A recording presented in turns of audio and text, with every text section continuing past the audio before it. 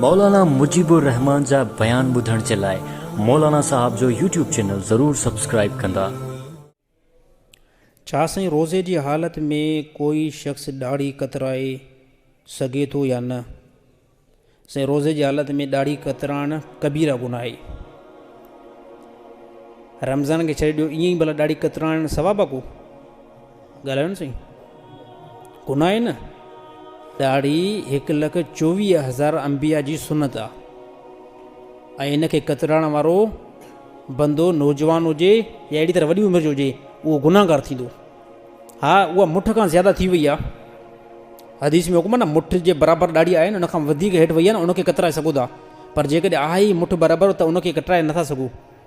जेकॾहिं अगरि रोज़े जी हालत में कंहिं ॾाढ़ी कतराई न, इन जो रोज़ो इहो मकरूह थींदो। छा थींदो इहो रोज़ो? इहो रोज़ो मकरूह, यानी इन रोज़े मां अजुर जेको आहे नेकी उहो सफ़ा घटिजी वेंदी, फ़र्ज़ु इन जे मथां लही वेंदो। त रमज़ान में रोज़े जी हालत में ॾाढ़ी कतराइण कबीरा गुनाह आहे।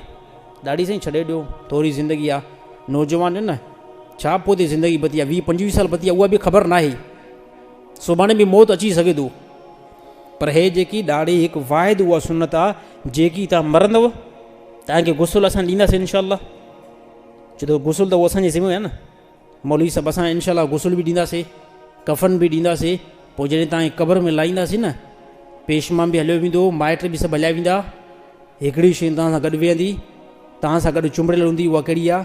उहो नबी सल्लल्लाहु अलैहि वसल्लम जी सुनत ॾाढ़ी आहे। हे वाहिद सुनत आहे। ॾंदण कढी वठंदा, ॾंदण जेको आहे न, उहो घर वारा कढी वठंदा। ॾंदण रखी छॾियो यार मौलवी साहिब जो। पटको आहे साईं यार, पटको बि घर रखी छॾियो। पटको काॾे क़बर में खणी हलंदव? कपिड़ा बि लाहे छॾियो साईं जा। अची करे हाणे छा, हाणे साईं जी ॾाढ़ी जेकी आहे उहा साईं सां गॾु टचिंग में आहे, उहा त निकिरंदी न। इहा वाहिद हिकिड़ी नबी जी सुनत आहे, जेकी बंदे सां क़बर में अंदरि पई हले। उहा कहिड़ी आहे? उहा ॾाढ़ी आहे। मर्द जो शान आहे हिकिड़े क़िस्म जी ॾाढ़ी, त के तमामु नौजवान उनखे नसीहत कयां थो, ख़ासि करे रमज़ान में त कतरायो ई न, कटरायो ई न। ॾाढ़ी सां मर्द लॻंदो आहे। अलाह ताला फरमाए अर्रिजालु क़व्वामूना अलन निसाए, मर्दनि खे औरतुनि जे मथां असां हाकिम बणायो आहे। त मर्द ऐं औरतुनि में कुझु फ़र्क़ु त हुजे न। मर्द औरत में फ़र्क़ु हूंदो न, मज़ो पोइ ईंदो। हिकिड़ो मर्द लॻो ई औरत जी जहिड़ो पियो हुजे, त औरत में मर्द में कुझु फ़र्क़ु बीहंदो न। मर्द हमेशह मर्द तॾहिं लॻंदो आहे जॾहिं चहिरे ते ॾाढ़ी हूंदी आहे। त इनशाअल्लाह सभई ॾाढ़ी रखंदासीं। कोई बि रोज़े में ॾाढ़ी कतराए न, कबीरा गुनाहगार थींदो ऐं रोज़ो उनजो मकरूह थींदो।